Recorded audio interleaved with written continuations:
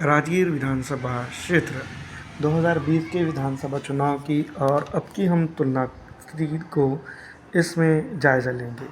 दोस्तों, कौशल किशोर की अगर बात करें तो 66,191 वोट हासिल करके जेडीयू के प्रत्याशी के तौर पर इस विधानसभा क्षेत्र के ऊपर उन्होंने जीत दर्ज की थी। भारतीय राष्ट्रीय कांग्रेस पार्टी के रविज्योति कुमार 51,143 वोट हासिल करके इस विधानसभा क्षेत्र के ऊपर दूसरे नंबर पर रही थी। मंजू देवी की अगर बात करें तो 11,174 वोट हासिल करके वो तीसरे नंबर पर रही थी। 16,048 वोटों का डिफरेंस मात्र इस विधानसभा क्षेत्र के ऊपर रहा था। अगर देखा जाए तो कई एक चीज़ें इस विधानसभा क्षेत्र के ऊपर बनती और बिगड़ते हुए नज़र आती है। इस बार विधानसभा चुनाव की अगर बात करें तो लोक जनशक्ति पार्टी चिराग पासवान के प्रत्याशी अगर यहाँ आते हैं तो जनता दल यूनाइटेड भारतीय राष्ट्रीय कांग्रेस पार्टी के वोटों के अंदर जो तो सेंध मारी कर सकते हैं।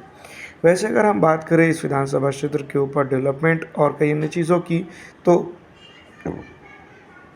इस विधानसभा क्षेत्र के ऊपर कई एक चीज़ें ऐसी है जिसके ऊपर घंटों बहस की जा सकती है और उसके ऊपर जो तो लगातार बात करते हुए कई एक चीज़ों को निकल कर सामने ला सकते हैं।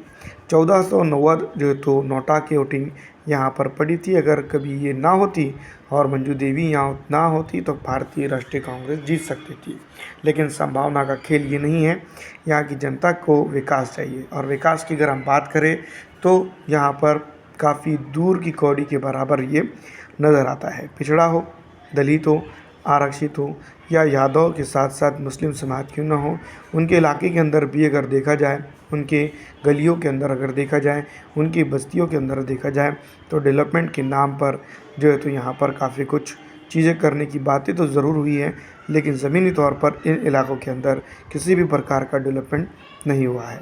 राजगीर विधानसभा क्षेत्र की अगर बात करें तो 2020 विधानसभा चुनाव के बाद से अगर देखा जाए 2025 विधानसभा चुनाव तक तो जनता जो है तो कई एक बड़े मुद्दों के साथ जो है तो खड़े होते हुए नज़र आती है। राजगीर विधानसभा क्षेत्र के ऊपर बेरोजगारी, लॉ एंड ऑर्डर और कई अन्य समस्याओं का सामना होता हुआ नज़र आ रहा है, लेकिन इस विधानसभा क्षेत्र के ऊपर जिस तरह से हम बात कर सकते हैं या समझ सकते हैं, इस इलाके के अंदर किसी भी प्रकार से अगर देखा जाए तो कई एक चीज़ें हैं जिसको लेकर घंटों बहस की जा सकती हैं। उसमें से सबसे इम्पॉर्टेंट बात ये है कि यहाँ पर डेवलपमेंट काफ़ी कम इसमें हुआ है। दूसरी तरफ अगर हम बात करें, यहाँ पर कई युवा पलायन करने को मजबूर है। बेरोज़गारी के चलते कई एक समस्या यहाँ पर उत्पन्न हुई है। फिलहाल इस वीडियो में इतना ही। अच्छी लगने पर लाइक और ज़्यादा से ज़्यादा दूसरों तक शेयर कर दीजिएगा। वीडियो देखने के लिए आपका शुक्रिया।